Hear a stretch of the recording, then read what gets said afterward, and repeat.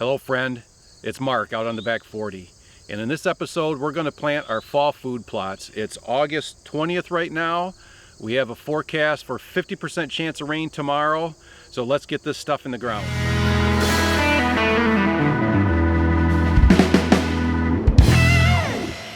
One week ago I mowed all of these food plots, getting ready for fall planting. And today, 1 week later, I am hitting it with Roundup. So everything you can see, there's a lot of green in here. It's actually, it's a lot of clover. I don't know. I'm really encouraged. There's a lot of clover growing in here. So whatever the no-till thing I've been doing for a while, I haven't really been planting perennial clovers in that, just annual clovers. And there's like a ton of white clover coming up all over in all these fields now. So something with a no-till maybe is making clover grow really well. But anyways, I get off subject. So I hit everything out here with Roundup this morning, and it was a perfect day. I mean, look at this. It is 3 o'clock in the afternoon, and there's not even a leaf on there fluttering. It's so calm. So it's like the good Lord said, man, today is the day you got to spray Roundup. So it's a little earlier than I wanted to do. I kind of wanted to do it maybe in another week or two, so everything had a chance to grow a little bit more. But you know what? The reason I want a calm day to spray is not this food plot, but a few of the other food plots. I planted chestnuts and persimmons and a few other little bushes right up against the edge of the food plots. So I don't want the spray to drift onto those young plants and kill them, because I am getting a little bit of growth on some chestnuts and some persimmons. Some things are starting to actually grow and take root. So I'm just not spraying all the way to the edge, and then with it being so calm, it's not going to drift any spray onto anything that I don't want sprayed. So that's why, to me, at least this year, it's very important that there's no wind when I spray the Roundup. You know, I think I've learned over 20 years that when the conditions are right, you just do it. And if you wait for everything, the calendar to be right, the weather to be right, the moisture to be right, like everything to be right, it never is. So I think I've learned you just do it when you can do it, and it's good enough. Don't let perfect get in the way of good, right? So there we go. So we got it sprayed, and now it's going to be time to start drilling in some seed. Now I'm getting ready to hook up the drill to the tractor, but unfortunately one of the things that I found that I was misled on was I have this right here is the quick hitch system from John Deere, and other brands have this too.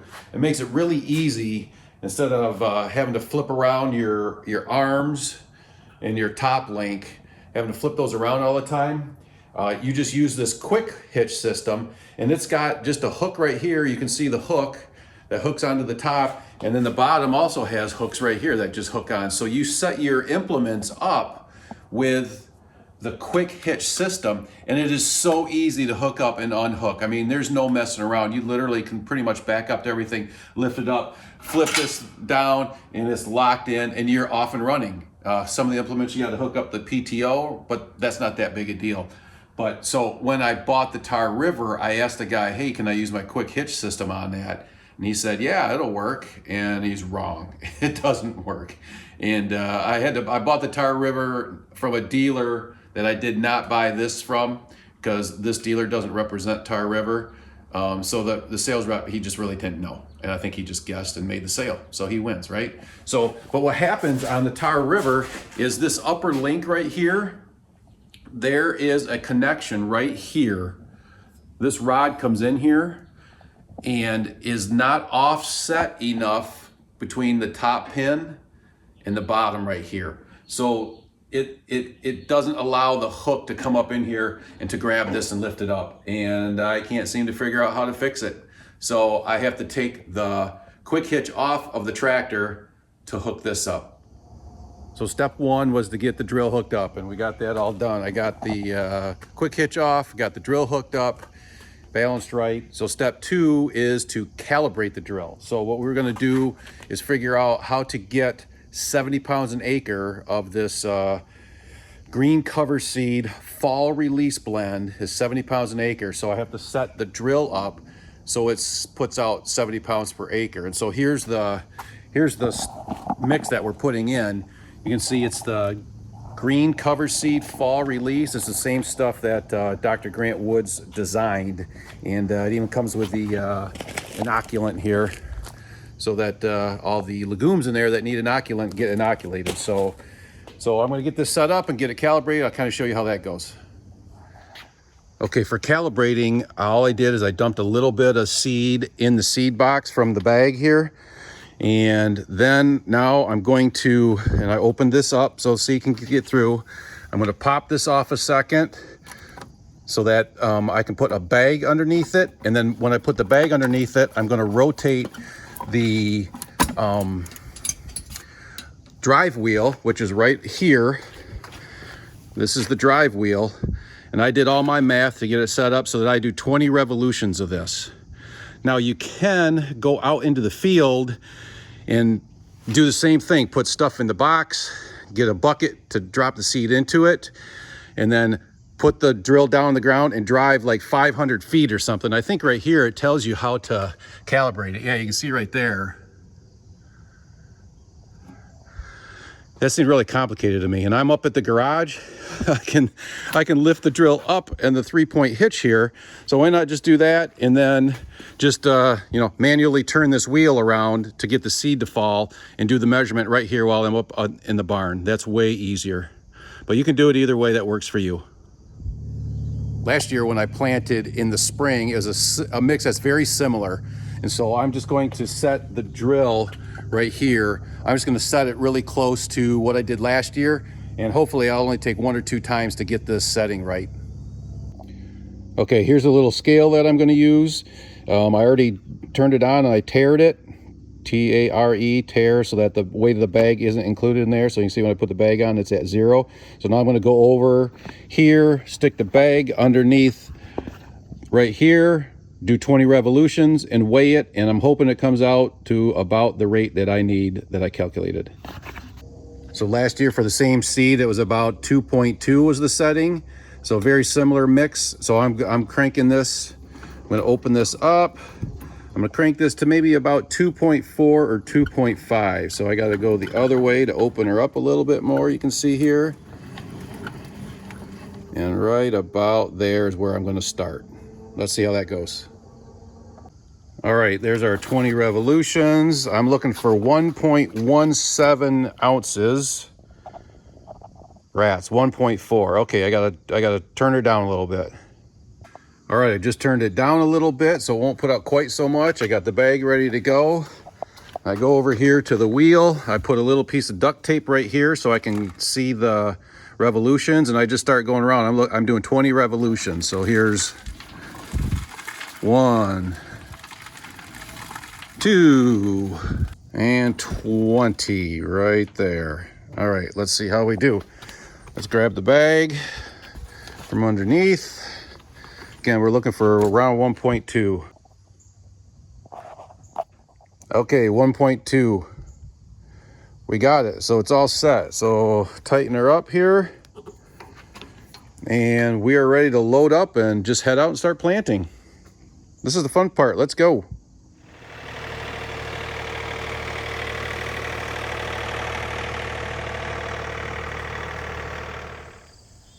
I just want to summarize for a second, in case you haven't been following the channel, it's the first time you've seen this. A little bit about what we're doing here first before we get going into this.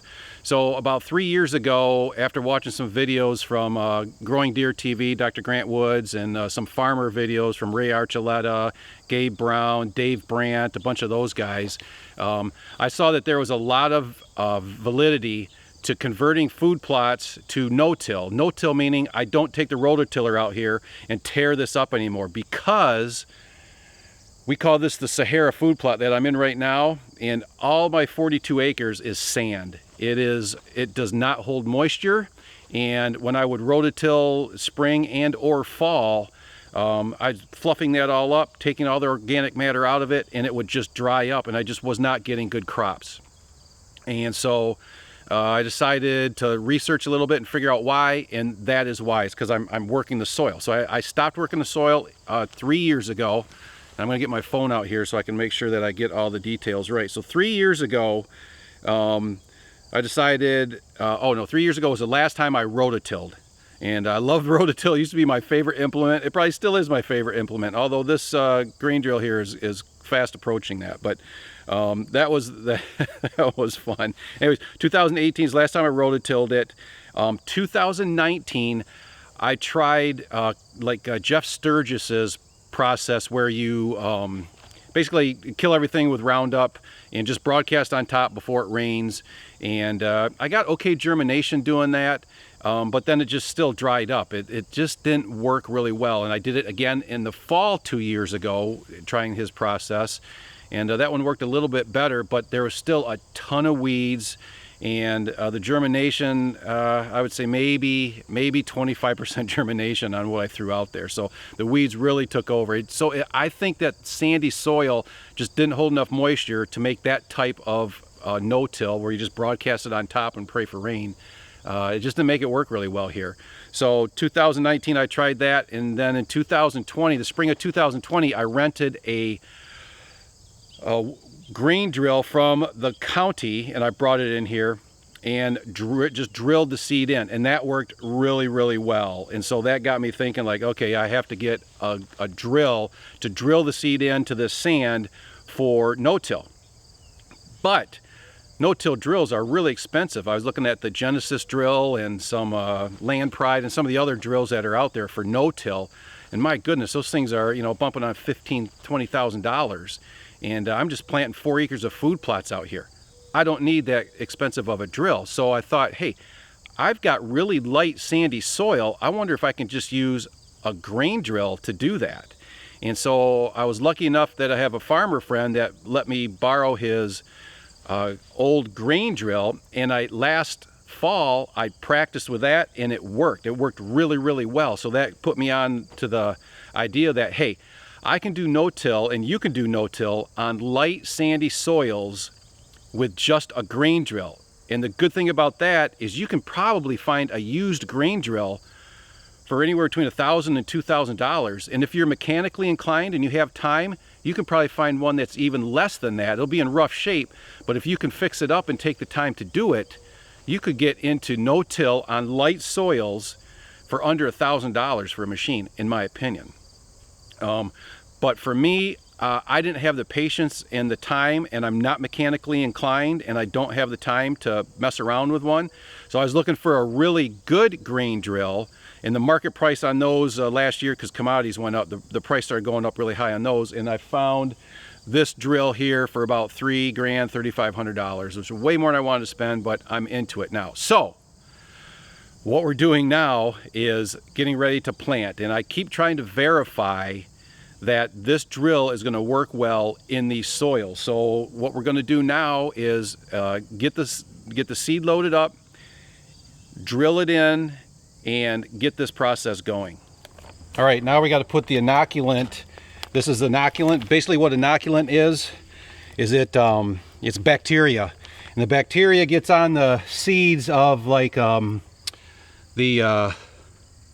peas, any legumes. So peas, there's peas, clovers in here, and lentils. So it allows all of those things to, the bacteria gets on the roots, and then it makes it easier and more prolific for those legumes to take nitrogen out of the air and to put it into the soil. So it's almost like an indirect fertilizer. So you just kind of sprinkle it on here and mix it in.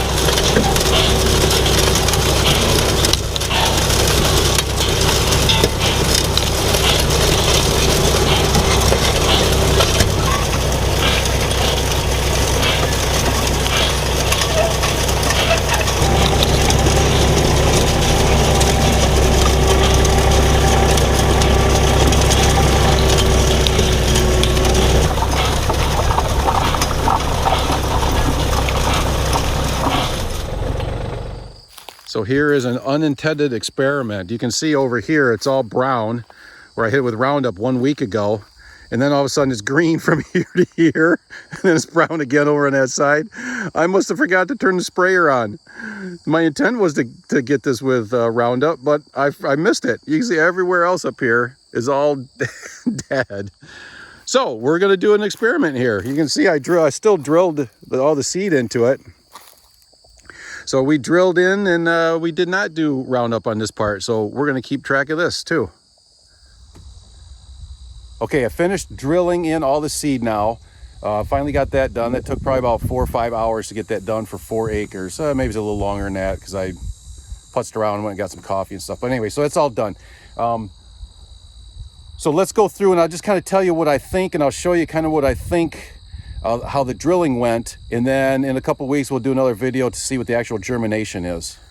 So there's a lot of variety of things that are happening in here. There are some, you can see right here that there's an area that I would call this, you know, somewhat, I mean, very, very light amount of thatch on the ground. And you can see that the drill went through that very, very easily, and probably did its job very, very well.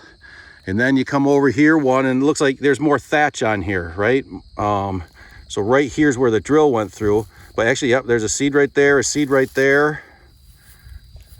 And there's a small groove right there. I don't know if you can see the seed. So it is dropping seeds in there. It did move the thatch aside enough to get seeds down in there. And then here's the next one over here. And you can see it looks to me, there's another one right there. You know, it looks to me like it doesn't put a perfect groove in there, but it's moving the thatch aside and dropping the seed in there, and then those little flaps come behind it and just move the dirt. Now this is way too much dirt showing on this, so it works great there. You can see the heavier grooves right in here. And then as we kind of move along here, you can see here's a heavy thatch area, and right here's a groove where it's going right through there. So now, you know, what is my summary here? I guess it's a wait and see. I'm not going to say one way or another if I think it did great. You're really not going to know until we get germination, if the seeds got underneath all this heavy thatch or not. So we just got to wait for germination, which will be a couple of weeks. I feel like I kind of got misled. I hurry up and planted yesterday because we were supposed to get rain, and a 50% chance of rain. And then when I got all done planting and looked at the weather yesterday evening, it was down to a 15% chance of rain. And now I feel like everything is just going to sit here and cook for, it looks like at least probably another week until we get rain. So I'm really disappointed about that. So none of this is probably really going to get going until we get rain here within a week. And it's really, really warm right now. I mean, for Michigan, West Michigan right now, it's 90 degrees, and that's really, really warm for us. And it's supposed to be this way for a week. So it's cooking and drying out the sand, which, you know, it's better than it was. Because, I mean, if there was none of this thatch on here, I mean, this ground, actually, you know what? Look at that. There's moisture there. I cannot believe this. Oh my gosh. I'm amazed. These seeds might germinate. Now, if I come over here where you can see there's not thatch, now look at that. That is sand still. And then there's still some moisture under there. I'll be darned. Well, maybe it's going to do better than I thought. Let's hope so. Enough of my ramblings. We'll see you on the next video with more germination information.